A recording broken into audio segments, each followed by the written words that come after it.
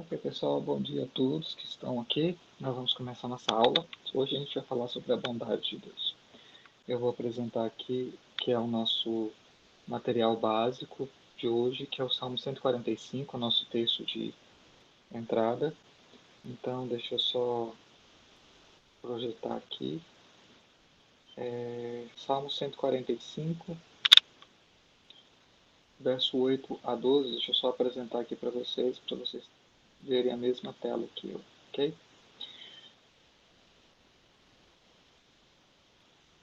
Deixa eu só permitir o pessoal que vai chegar. Salmo 145, verso 8 a 12. É um texto fantástico. É um texto que eu particularmente gosto muito. O Salmo 145, como um todo, é um salmo sobre a providência de Deus, sobre o cuidado de Deus com a sua criação. No Salmo 145, verso 8 a verso 12, diz assim: Benigno e misericordioso é o Senhor, tardio em irar-se e de grande clemência. O Senhor é bom para todos e as suas ternas misericórdias permeiam todas as suas obras. Todas as tuas obras te renderão graça, Senhor, e os teus santos te bendirão. Falarão da glória do teu reino e confessarão o teu poder, para que aos filhos dos homens se façam notórios os teus poderosos feitos e a glória da majestade do seu reino. Essa imagem aqui de cima, que vocês podem ver, é a imagem de uma praia fabulosa numa das ilhas de um lugar chamado Tahiti, que é uma visão fantástica. Eu vou mostrar algumas imagens de coisas belas que Deus criou pela sua bondade, e essa aqui é uma delas. Nós vamos falar então, deixa eu só corrigir aqui, sobre a questão da bondade. Ok. Sobre a questão da bondade. Nós vamos ter pelo menos 3 partes aqui na nossa aula. Vamos falar o que a gente quer entender, dizemos, com a bondade de Deus. Quando a gente fala assim, Deus é bom, por mais que para nós isso seja muito concreto, e né, porque a gente tem que ver a bondade de Deus nas mínimas coisas, é importante que a gente compreenda a dimensão, a característica dessa bondade de Deus. Na segunda parte da nossa aula, nós vamos falar sobre a natureza da bondade de Deus. De que maneira Deus ele é bom. Ou seja, como essa bondade dele se manifesta. Ou de que forma ele é bom. Por que a gente pode falar que no sentido apenas Deus ele é bom, mas em outro nós falamos de homens bons. Por último, nós vamos falar sobre os objetos da bondade de Deus. E para mim, da aula em si como um todo, essa parte aqui é uma parte que eu acho que a gente mais tem que ponderar sobre ela. Porque talvez nós temos uma tendência, podemos ter uma tendência de limitar a bondade de Deus, a quem Deus ele é bom. E para mim, essa questão de entender os objetos, ou seja, a quem Deus é bom, é um dos principais pontos para a nossa ética cristã.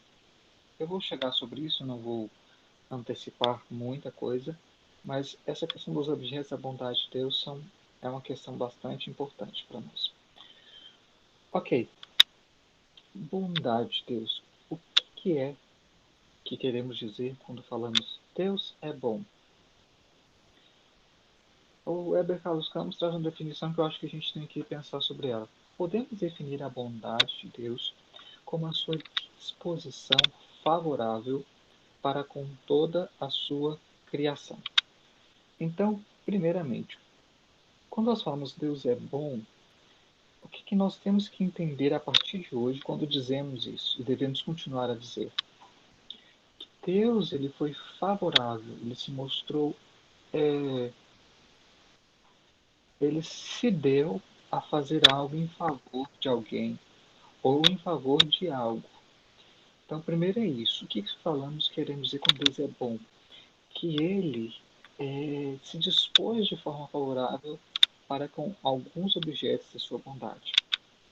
Para Heber Carlos Campos, quando a gente pensa em bondade de Deus, nós estamos falando da bondade de Deus para com toda a sua criação. Ou seja, o que queremos dizer com toda a criação? Tudo que existe.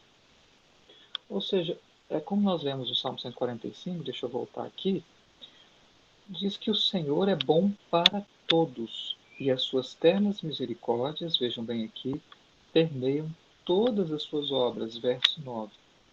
Então, quando nós dizemos que Deus ele é bom para com toda a sua criação, significa que em todas as ações de Deus, tudo que ele faz para com todos, nós vemos uma manifestação da sua bondade. Ou seja, não há qualquer ação, por mais dura que seja da parte de Deus, que não tenha um aspecto da sua bondade.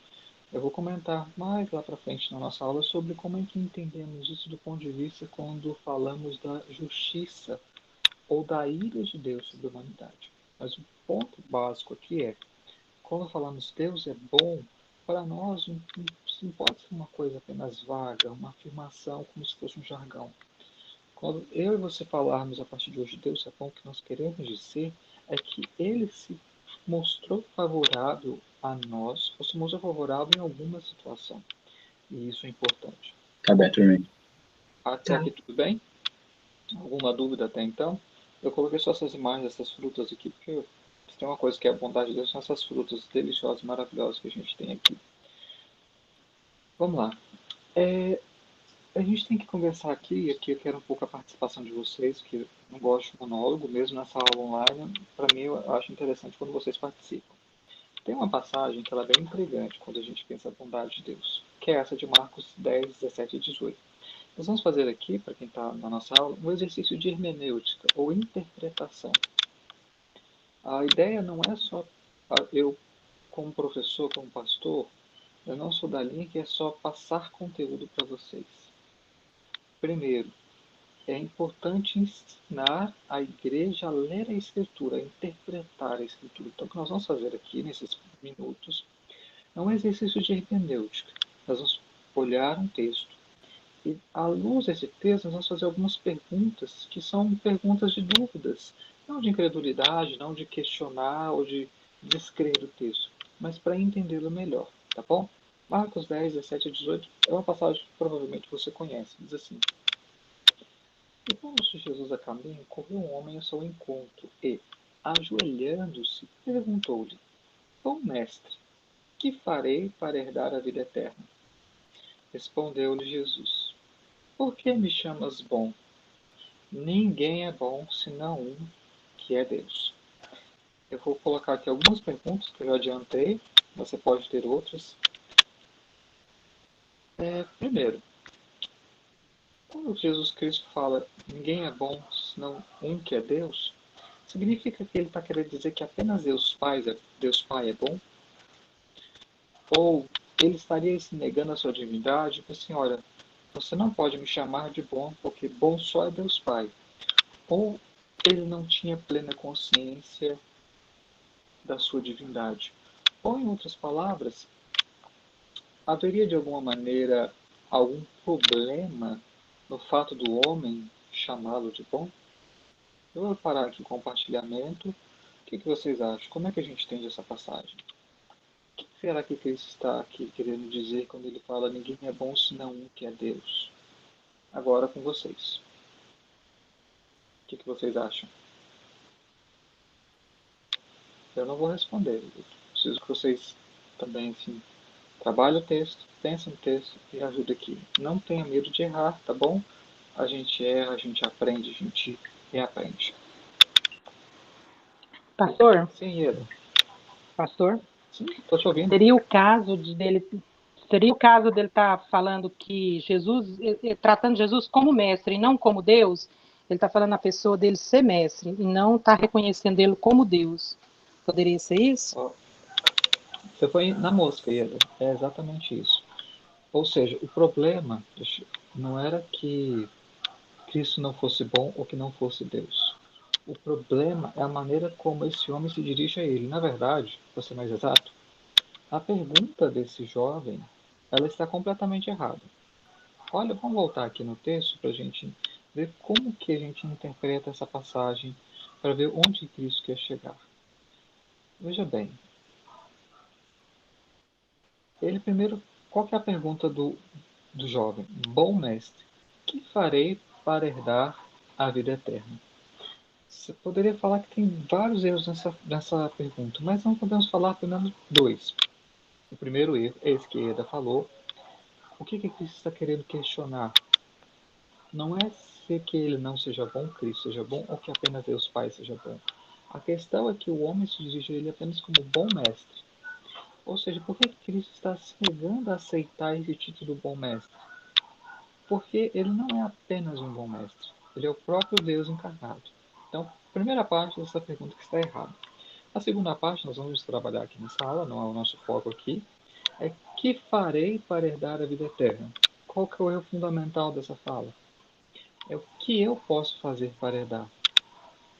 Mas a gente entende que o Evangelho, isso aqui é fundamental, meus queridos, ele não começa com aquilo que eu e você podemos ou devemos fazer.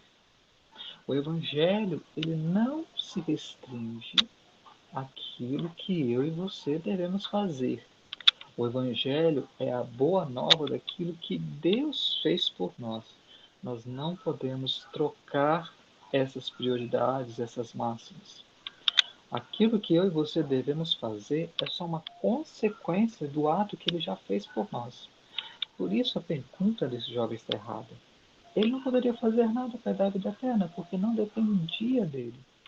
Tanto é que, se você lembrar dos desfechos da passagem, que os fala assim, então é o seguinte: vá, venda todos os seus bens e distribui o valor aos pobres. O que acontece? Aquele homem se retira triste, porque ele era riquíssimo. Ou seja, ele não conseguiria fazer, por causa do amor ao dinheiro, ou qualquer outro homem, fazer aquilo que apenas Deus pode fazer. Apenas Deus pode fazer alguém herdar a vida eterna. Então a pergunta dele está errada, porque não é do que ele deve ou tem que fazer, mas é aquilo que Deus faz por nós, aquilo que Deus faz pelo homem. Então, esse é para explicar essa passagem. Eu achei interessante essa parte aqui do Weber Carlos Campos, que eu procurei reproduzir aqui melhor para nós. Nesse caso, Jesus não negou sua divindade. Eliade já respondeu isso. Ele simplesmente reprovou o homem por chamá-lo de bom, por achar que Jesus fosse um simples mestre humano, quando esse título era devido somente a Deus. Ou seja, a questão de Cristo é que o homem o estava tratando apenas como um bom mestre, mas ele não era apenas um bom mestre. Ele era o próprio Deus encarnado. Eu queria fazer um comentário sobre isso, para aqui compartilhamento. Qual que é o meu comentário sobre esse ponto? É que é o seguinte, a forma como Cristo é visto é de fundamental importância para nós entendermos o que é o cristianismo e o que são as outras coisas. Deixa eu explicar melhor. Para o Espiritismo, Cristo foi um homem iluminado.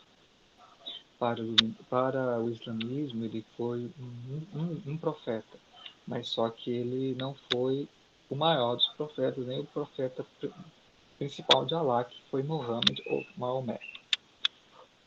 Para o budismo, Cristo também foi um grande mestre. Então, se você for pegar as grandes religiões do mundo, elas não negam a Cristo, que ele existiu, que ele foi alguém que esteve sobre a terra.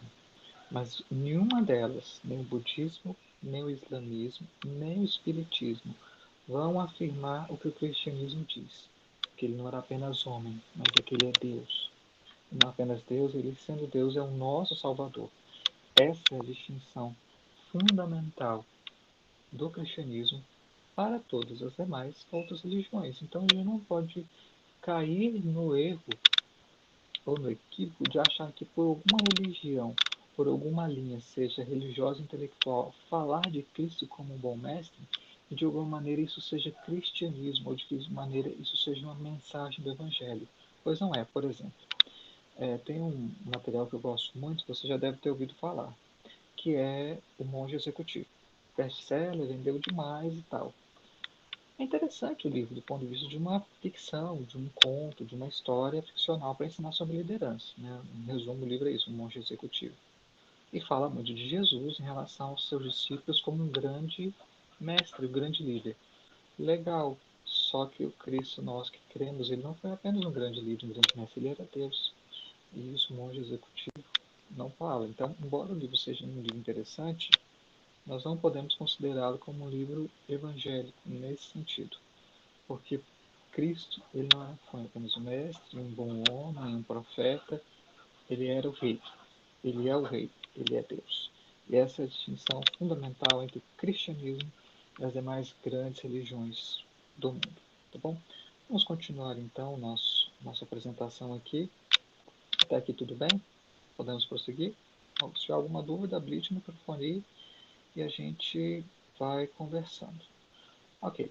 Outro ponto é a natureza da bondade de Deus. Nós estamos estudando, só para relembrar você, sobre os atributos comunicáveis, aquilo que Deus é e tem alguma relação com o homem. Só que existem aspectos desses atributos que eles são exclusivos ou próprios apenas de Deus. Veja aqui, vou tentar explicar isso no nosso primeiro ponto aqui. A natureza da bondade de Deus. Primeiramente, Deus ele é originalmente bom. O que quer dizer originalmente bom? Significa que, na verdade, eu e você somos bons de forma derivada.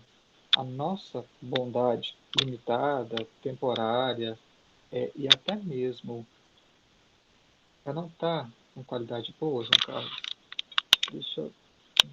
Aqui meu microfone está no máximo. Você viu se o seu aparelho aí? Melhorou agora? Me fala aí se melhorou ou se não, se está ainda mais ou menos. Os demais estão conseguindo me ouvir bem? Ok, então tá bom. Obrigado e vão dando feedback aí, né, falando das questões de som e de vídeo. Ok, Deus é originalmente bom. Ou seja, apenas Ele, por sua própria essência, de maneira absoluta, é bom. É isso que Cristo quis dizer. Ninguém é bom senão Deus. Ou seja, que somente Ele, desde sempre, foi bom. Eu e você só podemos ser bons na medida em que Deus nos dá desse atributo dele. E isso é um ponto importante. Ou seja, toda a bondade humana de todas as suas criaturas, quer aquelas que são redimidas e regeneradas, aquelas que não são, todas essas bondades, elas só têm uma origem, Deus. Então, quando a gente fala que ele é essencialmente bom, significa originalmente bom, tanto faz originalmente, essencialmente, significa que apenas ele sempre foi bom. A nossa bondade é sempre uma bondade que é, de alguma maneira, emprestada. É uma bondade que vem de fora. Ela não é inata a nós. Nós não somos bons por essência. Toda a bondade humana, toda a bondade da criação vem apenas de Deus. É isso que a gente quer dizer quando ele é originalmente bom. Ou seja, que só Deus, na essência, é bom.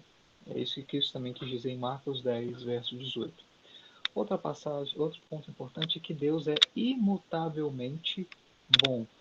Ou seja, a sua bondade nunca mudou, ele nunca variou na maneira como ele resolveu ou como ele é bom. Tem um texto muito interessante sobre isso, é o Salmo 52, verso 1. Vou pedir para o Walter ler para nós, habilite o microfone, leia esse Salmo. Salmo 52, verso 1. Walter, leia para nós aí, por favor.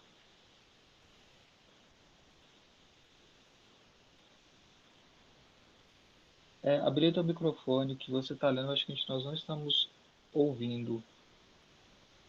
Você quer habilitar seu microfone aí? Ou deixa? Cadê? É só ligar o seu microfone. Vê se você consegue ligar aí no seu celular. Isso, agora sim. Agora vai dar certo. Ok. Por que você se gloria na maldade, ó homem poderoso? Pois a bondade de Deus dura para sempre. Ok, obrigado, Walter. Ou Ok. seja, por que você gloria o homem na sua maldade? Mas é a bondade de Deus que dura para sempre. Ou seja, ele é imutável na sua bondade. Uma das questões que eu vou até parar o compartilhamento aqui para vocês me verem de forma maior.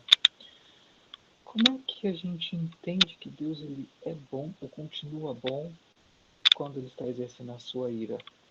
Quando Deus então resolve castigar e punir o pecado, ele ainda assim é bom? O que você acha? Quando Deus, por exemplo, ele demonstra o seu furor através de catástrofes naturais. Ainda assim, Deus ele está manifestando a sua bondade ou de alguma maneira ele retém a sua bondade para manifestar só a sua justiça. Pense aí. sobre isso. Porque quando a gente fala que a bondade de Deus dura para sempre, a gente tem que lidar com essa questão do sofrimento, a questão do mal, a questão da própria ira de Deus. Como é que a gente lida com todas essas coisas e afirmamos ao mesmo tempo que Deus ele é sempre bom? O que você acha? Como é que a gente consegue resolver esse impasse? Alguém tem alguma ideia? Nos ajudar aí?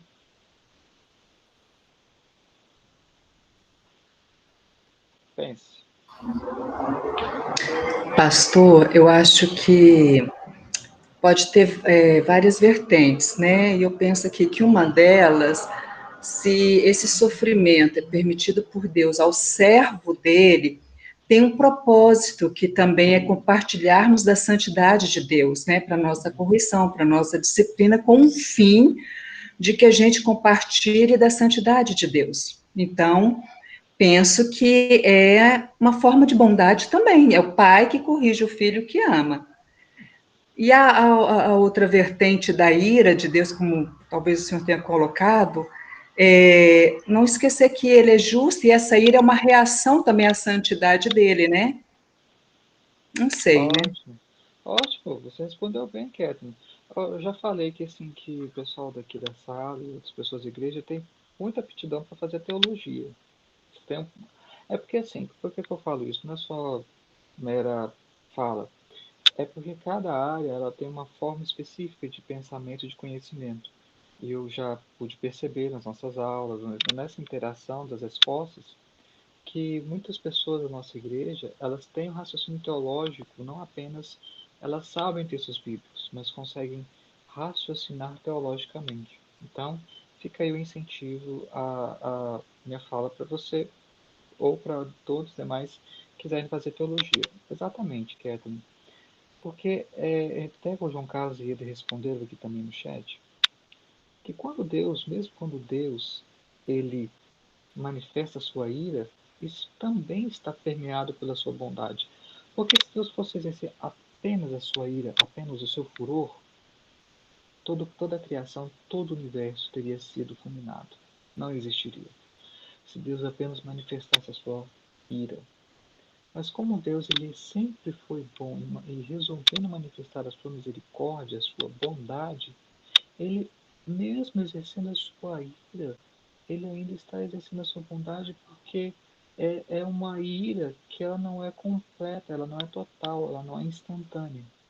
Então, Deus, mesmo quando ele aplica a sua justiça, quer, como a Kéfnis falou, sobre seus filhos, quer sobre o restante do universo, ele sempre está sendo bom. Ele sempre é bom.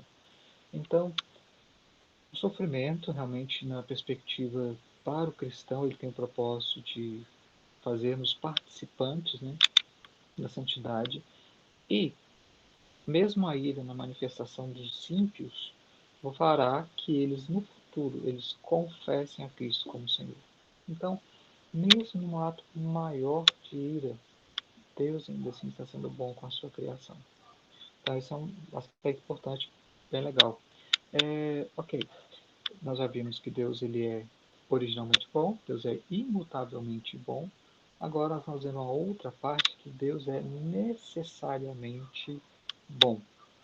Deixa eu só compartilhar aqui para vocês. Deus é necessariamente bom.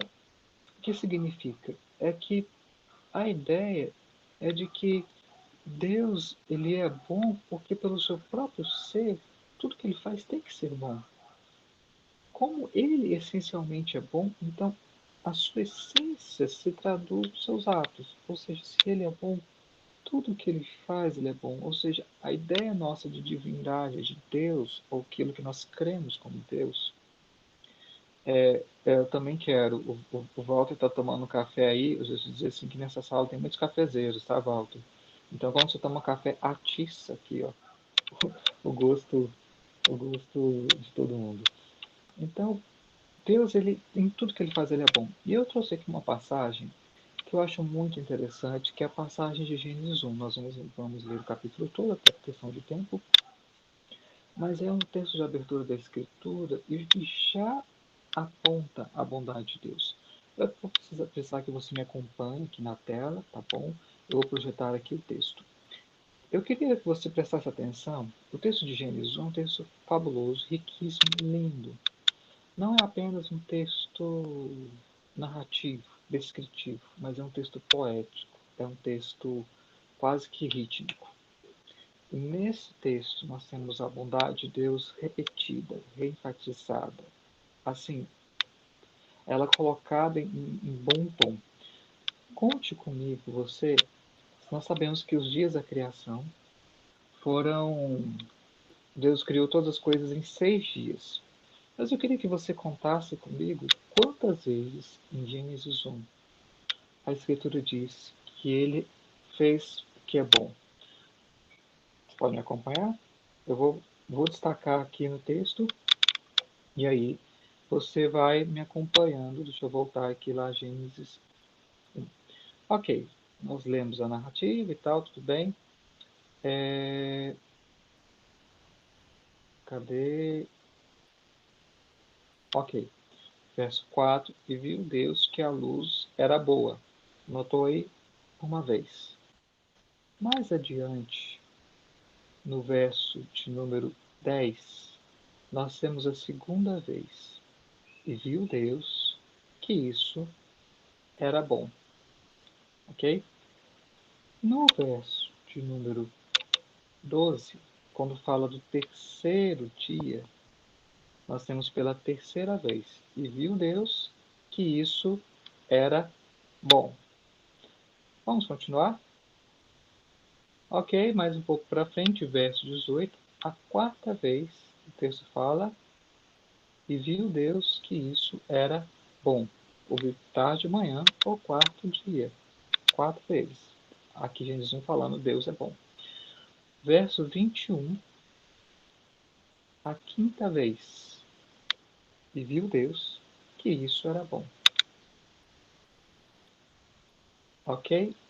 Verso 25, nós temos aqui a sexta vez. E viu Deus que isso era bom.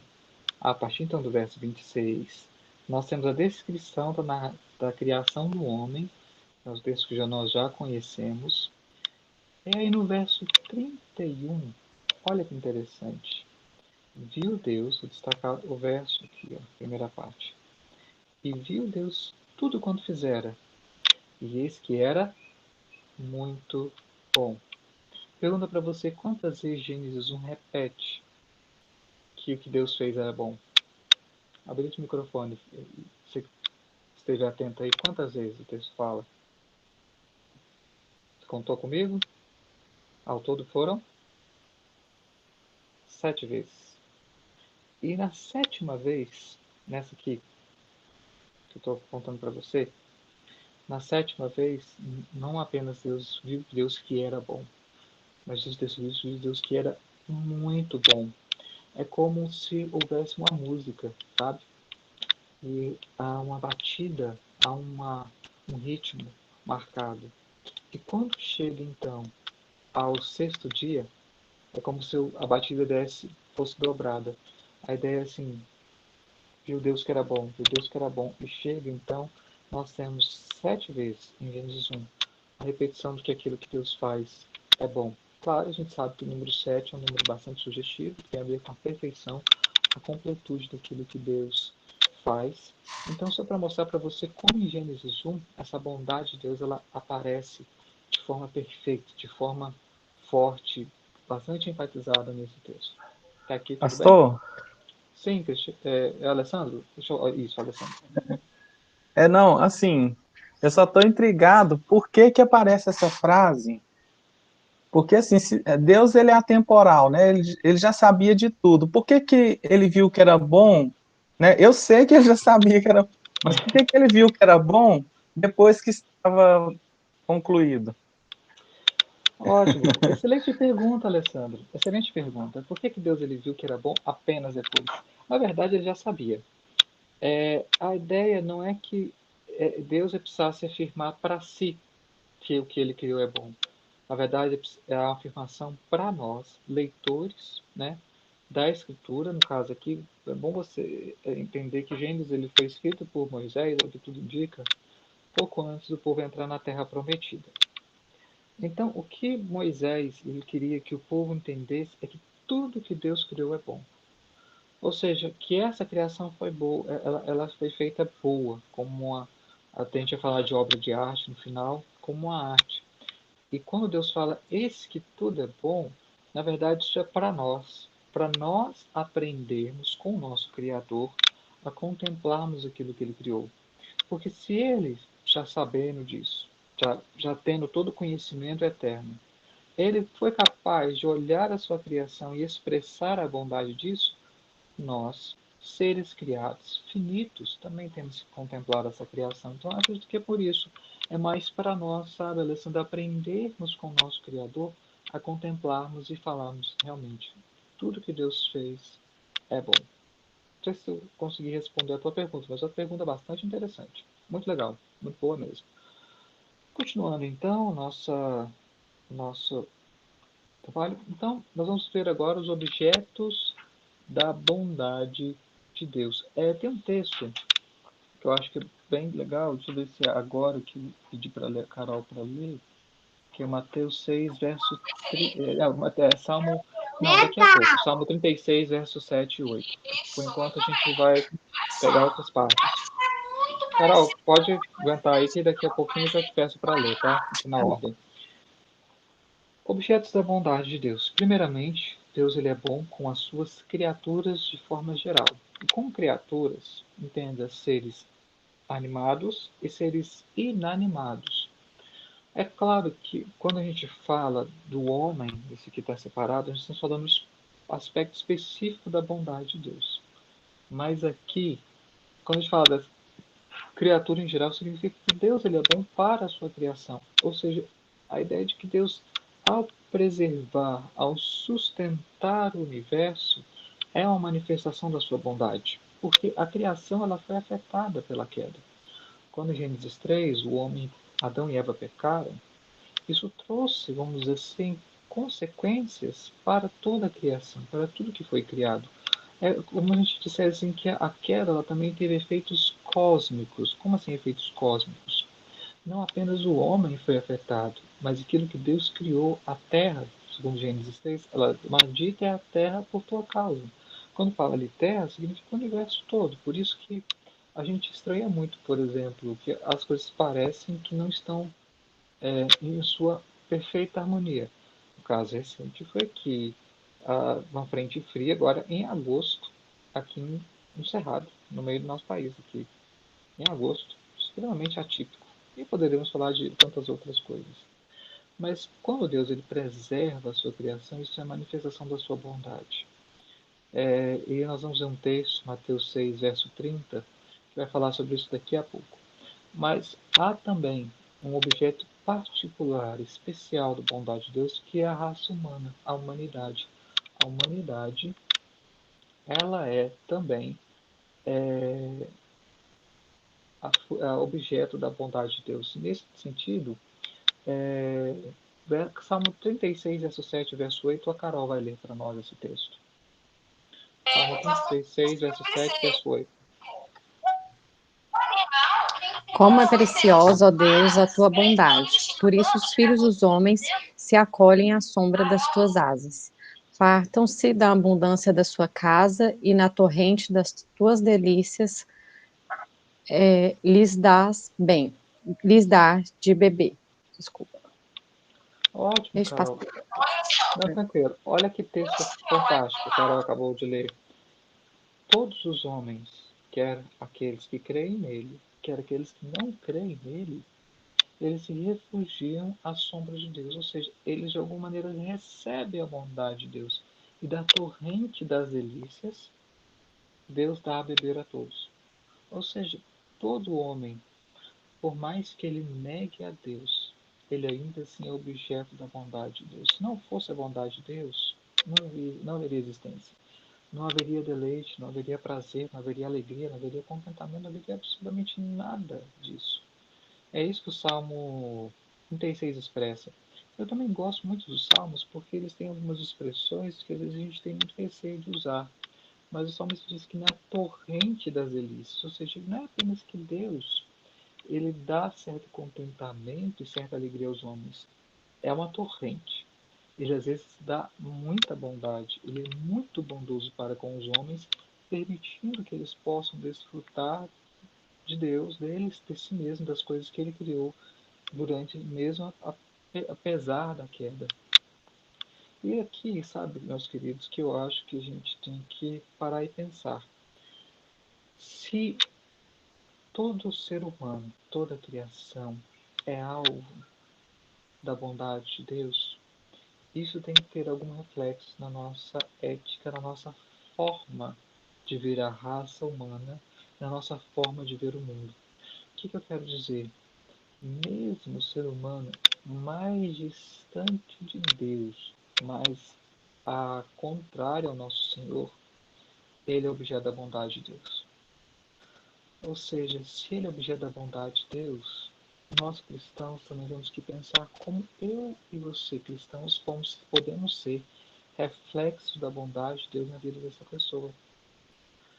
Ou seja, a maneira como nós vemos os não crentes, nós não devemos vê-los apenas como homens ímpios, inimigos, afastados de Deus. Eles o são.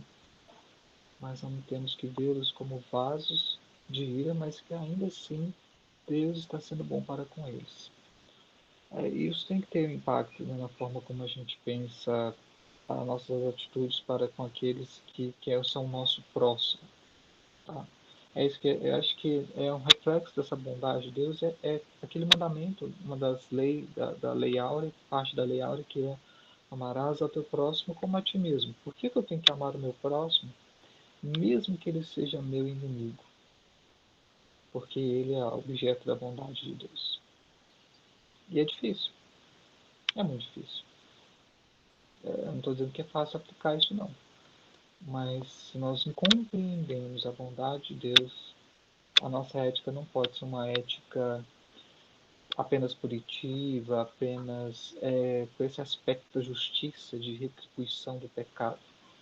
Tem que ser um aspecto da ética que reflita também a bondade de Deus para com toda a criação, e não apenas para com aqueles que nós mais queremos bem, ou aqueles que são mais parecidos conosco.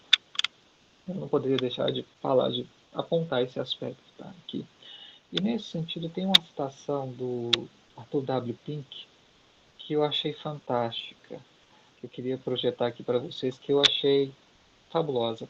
Olha o que o Arthur W. Pink diz. Se você quiser, tira uma foto da tela, eu posso mandar esse material depois, para você ter essa citação, para você sempre se lembrar disso.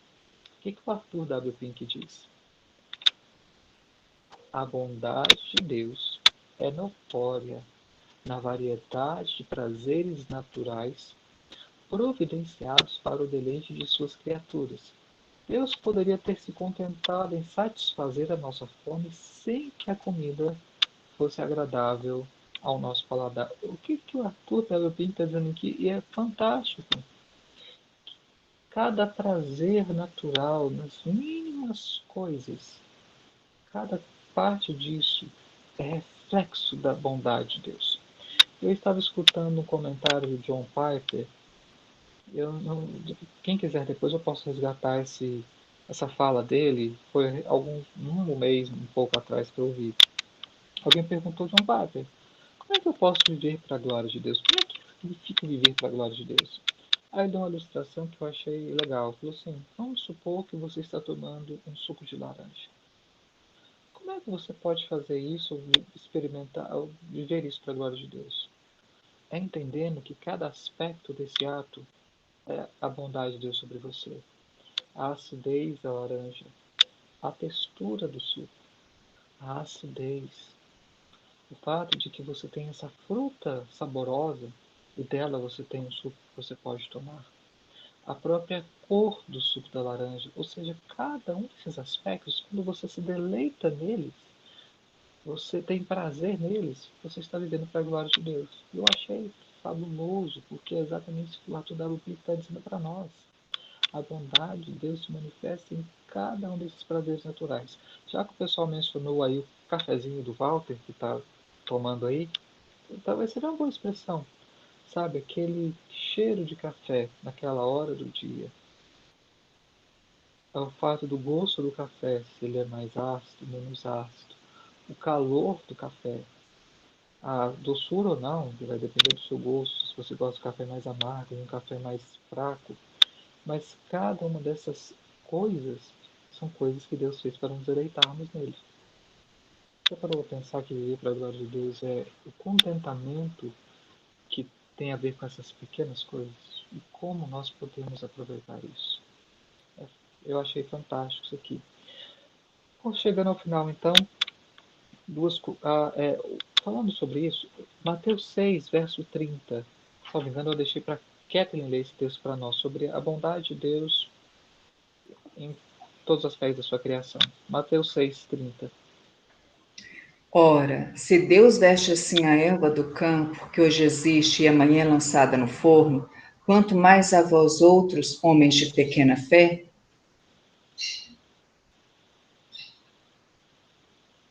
Ah, tá. Obrigado, Kathleen.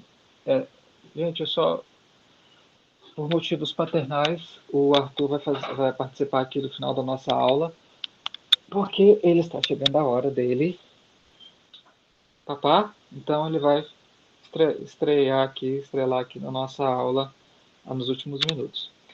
Obrigado, Kathleen. O que significa? É Deus, viver na dependência de Deus. Ou seja, que o fato é de que se Deus ele cuida da nossa da erva do campo, que é tão passageira, tão efêmera, ou seja, ela está aqui, depois é lançada ao quanto mais os seres humanos criados à imagem e semelhança dele. Esse é um aspecto importante. Segundo, reconhecer em tudo a bondade de Deus, ou seja, em todos os aspectos, a bondade dele. E aqui eu queria, então, meus queridos, encerrar mostrando para mim o que são os aspectos mais interessantes da bondade de Deus. O pessoal falando que o Arthur está grande? Está grande. Ele está de tela, bichinho. Não, meu filho? Ok, vamos lá, então. Duas expressões da arte que eu amo. Uma é a pintura e outra é a música. Não fique até o final, eu vou passar um vídeo, depois de encerrar a lição, um vídeo de uma música que eu acho linda, espero que você goste também. Também. Ah, obrigado, tá lindo sim. Obrigado, Kathleen. Ok, arte. Não sei se você ouviu desse artista, Gustav Klimt. É um austríaco, viveu no final do século XIX para início do século XX. Ele teve uma vida bastante conturbada, ele teve, assim, enfim, do ponto de vista, que a gente diria, moral, a vida dele foi muito complicada. Só que a produção dele tem coisas maravilhosas. O quadro, talvez, um dos, se não for o mais famoso, é esse quadro aqui, O Beijo. Eu, assim, acho esse quadro fabuloso. Eu não sou da área das artes plásticas, mas esse mosaico de cores que ele faz, essa, esse movimento, essa expressão no rosto da mulher, essa ternura, o quadro chama O Beijo. É tudo assim de uma sutileza, sabe? E esse Gustavo Klimt, ele ficou famoso porque ele usava texturas em seus quadros. Não é apenas um aspecto visual, mas a textura, trazendo para esse âmbito da sensoriedade, do sensorial do quadro, um novo aspecto. Então, assim, eu amo a obra dele, tem vários quadros, você pode procurar ele na internet, muito legal. Agora, do outro aspecto da bondade de Deus, que é a música. E eu vou encerrar a transmissão para passar uma música, que é uma música do YouTube, você tá acessível a todos, que eu acho linda, de um pessoal chamado The Piano Guys. Eu não sei se você já ouviu falar desse pessoal, mas é um pessoal que faz releituras e fazem versões de composições sobre vários artistas e tudo mais. Eu vou encerrar aqui a projeção, vou transmitir aqui a tela, o YouTube, tá? Para você poder ouvir comigo. Deixa eu parar o compartilhamento e fazer de novo. Fique aí para você ouvir comigo essa, essa música. A música, ela mescla uma trilha sonora chamada de Ennio Morricone, que morreu recentemente, de um filme de 1984 ou 86, se não me engano, chamado A Missão. É uma trilha sonora fabulosa, lindíssima. E eles pegaram então e mesclaram essa trilha sonora com um hino que nós conhecemos muito, quão grande és tu. Não sei se você vai gostar, mas eu particularmente gostei muito. Vou só encerrar aqui a gravação para a gente poder ouvir juntos.